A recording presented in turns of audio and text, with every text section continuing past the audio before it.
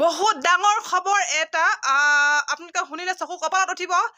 বহুত ডাঙৰ খবৰ কি হৈছে আপোনালোকে নিজ মুখেৰে শুনক।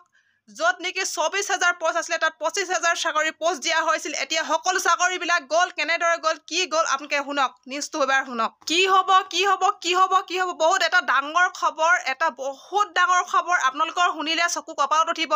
হয়তো আপোনালোকৰ প্ৰেছাৰো আহি যাব পাৰে, নতুবা আপোনালোকৰ হাৰ্ট এটেকো আহি যাব পাৰে। এটা যথেষ্ট ডাঙৰ খবৰ।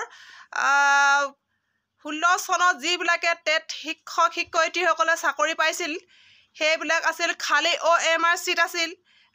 যিবিলাকৰ নেকি OMR চিটখনত কোনো লিখাই নাছিল, একো কোনো দাগে দিয়া নাছিল, তেনেকুৱা OMR চিট এতিয়া ইনকুৱাৰী হৈছে। সকলো ইনকুৱাৰী বহি গৈছে। কাৰ কেনেকৈ চাকৰি যায়, কি হয় কোনেও ক'ব নোৱাৰে। কিন্তু 12% সুদত 16 চনৰ পৰা যিসকলে পে'মেণ্ট খাই আছে এতিয়া 24লৈকে পে'মেণ্ট ঘূৰাই দিব লাগিব আপোনালোকে। কাৰ কেনেকৈ কি হৈছে, কোনে ক'ত পষ্টিং হৈছে নাজানো, কিন্তু সকলোৰে কাৰণে এটা ডাঙৰ বিপদ, ডাঙৰ খবৰ। আপোনালোকে ইনকুৱাৰী বহিব এতিয়া। যিবিলাকে 24,000 চাকৰি নিযুক্তি দিয়াৰ কথা আছিল, 24,000 পোষ্ট খালী ওলাইছিল, কিন্তু তাত 25,000 নিযুক্তি দিয়া হৈছিল। এইবিলাক বহুত চলি আছে। এনেকৈ আগতো ৰাকেশ পালৰ দিনতো বহুত IAS IPSক নিযুক্তি দিয়া হৈছিল, ধৰা পৰিল। সেইকাৰণে সকলোকে কওঁ, কেতিয়াও ঠগবাজ কৰি এটা চাকৰি ল'বলৈ চেষ্টা নকৰিব, কাৰণ যথেষ্ট উচ্চ শিক্ষিত ল'ৰা ছোৱালী পঢ়ি আছে। সেইসকলে বহুত কষ্ট কৰে।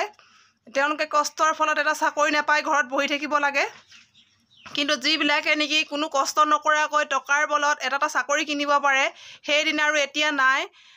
নাভাবিব আপোনালোকে যে চাকৰি এটা কিনি ল'ম, নপঢ়িলেও হ'ব। এই কথাষাৰ বৰ্তমান ল'ৰা ছোৱালীসকলেও গুৰুত্ব দিয়াটো উচিত।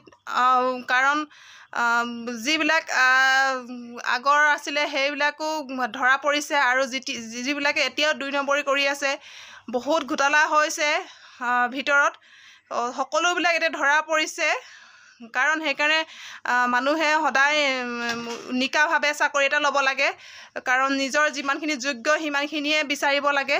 নিজৰ যিমান যিটো পোৱাৰ যোগ্য তাতকৈ ওপৰত বিচাৰিব নালাগে। কাৰণ এজন অশিক্ষিত ল'ৰাই যদি এগৰাকী অশিক্ষিত ছোৱালীয়ে চাকৰি লয়, কাৰণ সিহঁতে ল'ৰা ছোৱালীক কেনেকৈ পঢ়াব।